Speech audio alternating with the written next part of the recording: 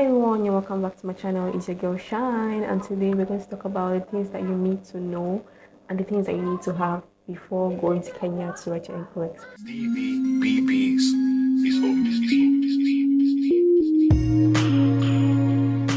The things that you need to have before traveling to Kenya for your NCLEX.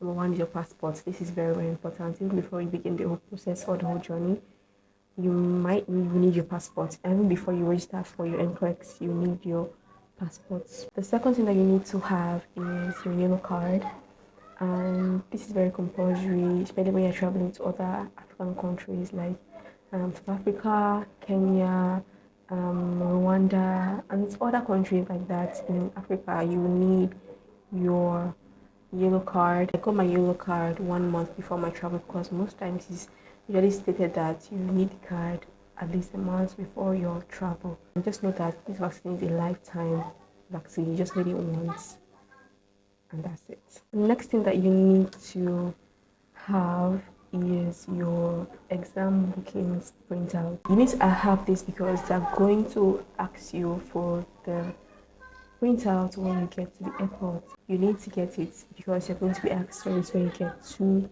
the airport. If you say you're going for an exam, you're going to have to give them the print or the proof of your exam being booked on the day. So I personally printed my ATT, authorization to test, and my NCLEX day at booking exam.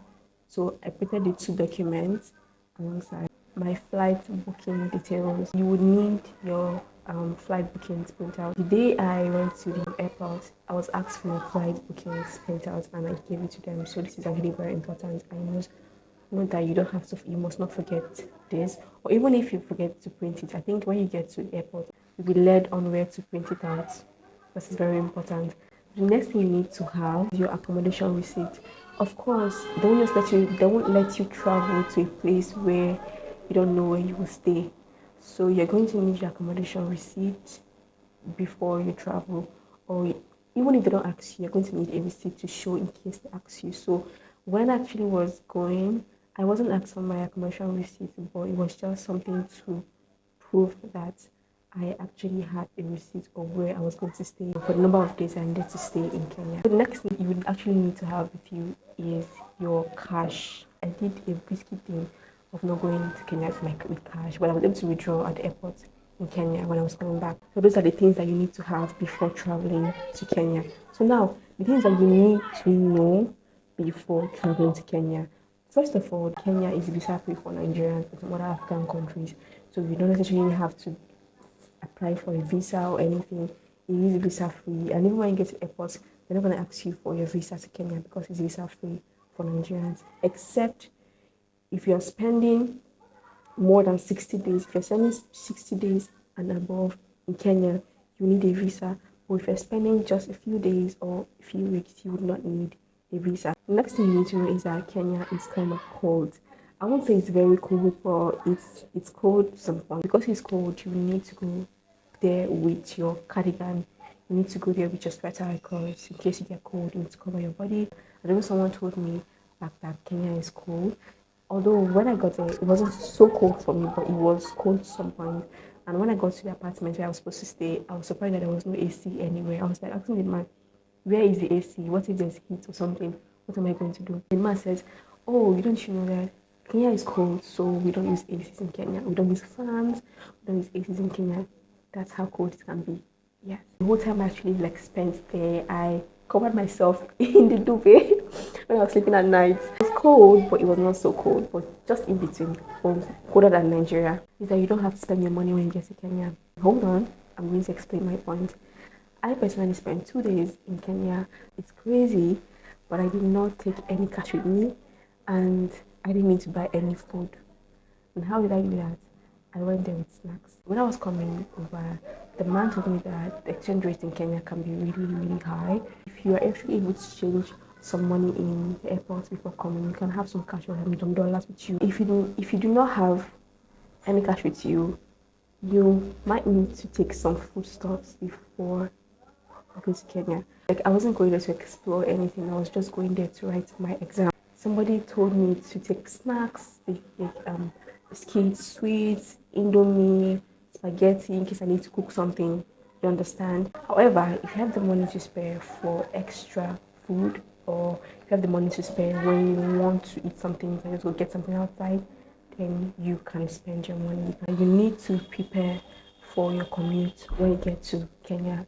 You need an Uber that will take you to your apartment from the airport. You need an Uber that will take you from your apartment to the center.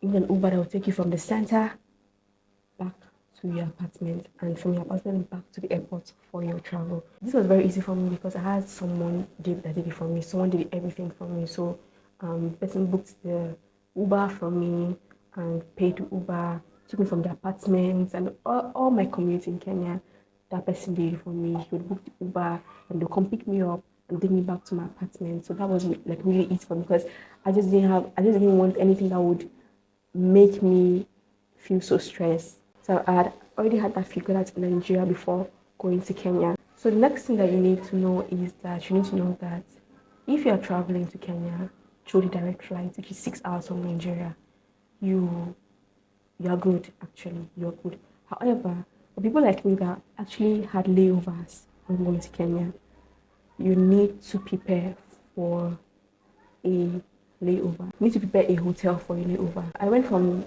Nigeria to Rwanda first. From Rwanda, Kigali, we traveled to Kenya. I'm going to Kigali. I had like a 3 hours layover. And that was fine. That was actually okay, and I could just deal with that before, taking my flight to Kenya. But when I was coming back, we had a stop at Kigali. And at Kigali, I had over an 11 hours layover at Kigali. And when I got and asked them, do we have an accommodation and anything prepared for us? They said no, that you would need to pay an extra $50 or $70 or $100 for your accommodation for just one night. That's a lot of money. If you do have the money, you pay for the accommodation. They'll take you to your accommodation and bring you back the next morning before the flight.